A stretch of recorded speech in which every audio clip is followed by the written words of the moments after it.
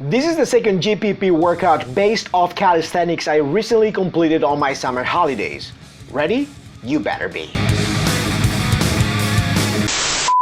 Yo, what's a crack? My happy face pullers, your personal trainer T-Tox, changing people's lives for the better through strength and fitness. So today I'm going to share with you the lower body routine I did about 2 weeks ago when I was away from the gym. As you'll see, I kind of felt like combining calisthenics with cardiovascular work. But if you're solely interested in the strength/hypertrophy side of things, I would invite you to check out this video where I demonstrate 2 different lower body routines you could do at home. However, if you're rather looking for low-impact GPP workouts with a strong emphasis on the lower body, make sure to check out this video because I think this could be right up your alley. Following on what I said in the first video of this series, I like to make clear that I used bodyweight exercises and low-intensity cardio as a way for me to give my lower body a bit of a rest from high-volume barbell squatting.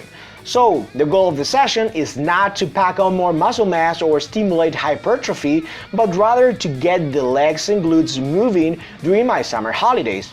These type of workouts could have their place for either beginner trainees or those of you who want to add some light extra work on your off days, almost as an active recovery session if you will.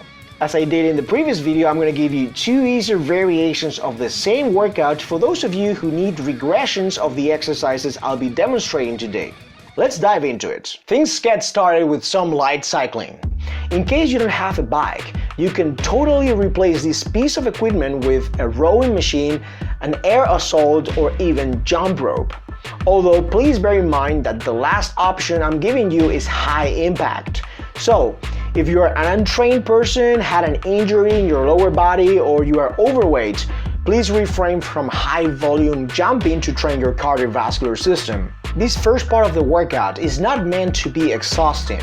If anything, you should be looking at it as a warm-up. Set a pace where having a full-on conversation with another cyclist would be inconvenient. Once you figure this out, get ready to sustain a similar speed for a while. For full disclosure, I went for a 10-kilometer ride, enough for me to get a sweat on while pumping blood into my legs. This pacey ride paired with bodyweight squats, lunges, and glute bridges was all the warm-up I needed before jumping into the high-intensity part of the workout.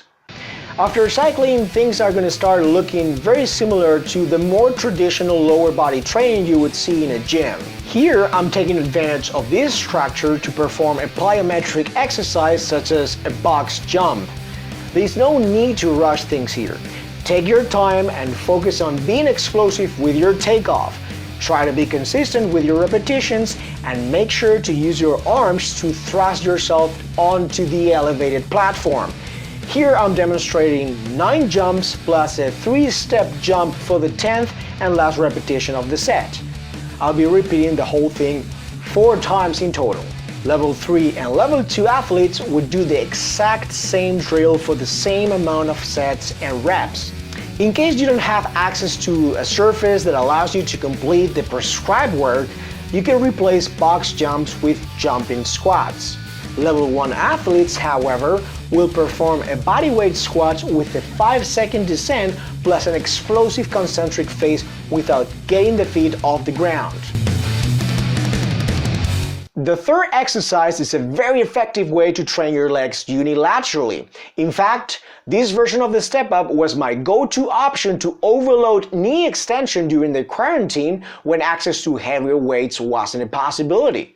Here, I'm putting my leg in great mechanical disadvantage to perform the step-up because I am essentially removing the assistance my calf would like to provide through plantar flexion.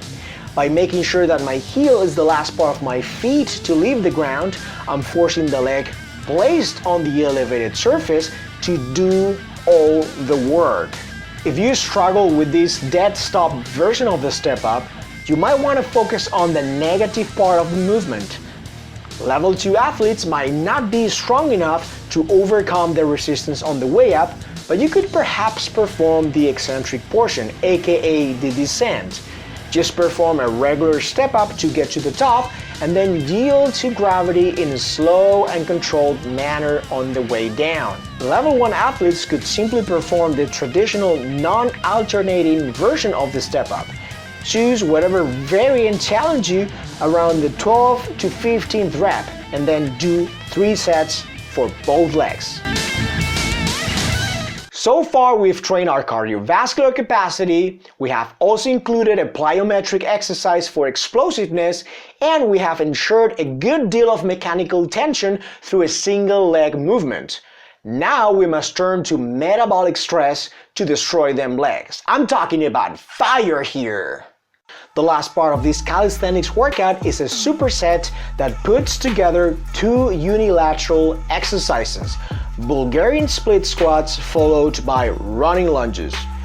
Given how unpractical could be sometimes to impose sufficient tension to the lower body without external weights, we must tap into other hypertrophic pathways. The goal here is to drive up lactic acid levels to finish off one leg at a time. When forced to complete multiple repetitions without taking a breather, your working leg is due for some burning. So at the end of the day, this finisher is also meant to test what you've got in between your ears. Self-inflicted discomfort makes us physically stronger, but more importantly, mentally tougher. I also like the stabilization and coordination demand running lunges require. Stay focused throughout to control the back and forth your body is going to be doing in a highly fatigued state. Athletes of all levels will be doing the same supersets, although the number of repetitions will vary depending on your current fitness and strength. And lastly, after a few minutes of rest, I decided to go for a short run for about 15 to 20 minutes. I'll leave it up to you whether you still have some energy left to stomp the road for a while like I did. A 3 to 4 kilometer run at a moderate pace is not gonna destroy me at this point, so I'm up for it. However, this is optional for level 2 athletes. Perhaps running a mile will do it for you. If you found level 1 of this workout extremely difficult already, please be honest with yourself. I'm all about encouraging people to go beyond their comfort zone, but if you're currently out of shape and you know deep down that running now is gonna be an overkill for you after having done all these exercises, I would invite you to simply go for a walk for about 5 to 15 minutes as a way for you to cool down. Before I put up the layout of today's workout for all 3 levels, I would like to touch upon a topic I didn't address in the previous video. That is rest in between sets. How long should I rest? Rest for as long as you need. The higher the intensity, the longer you'll typically have to rest. But again, it all depends on your current level of fitness. I personally take as much time as I want before moving on to the next set. That would be somewhere between 2 to 4 minutes for the most part. This word of caution on rest time is specifically directed at level 1 athletes, which for the most part are still figuring things out when it comes to timing during training. Practice and experience will give you the answers you're looking for, and eventually you'll find out what works best for you.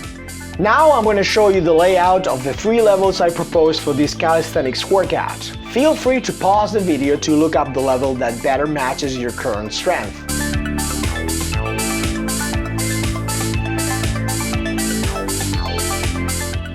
Alright, that's all for today.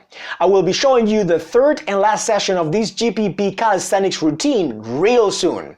If you don't want to miss it, make sure to subscribe to the channel and click on the bell to get notified when I release a new video. And if you feel like you learned something new today or you found value in this video, I would really appreciate if you could drop me a like.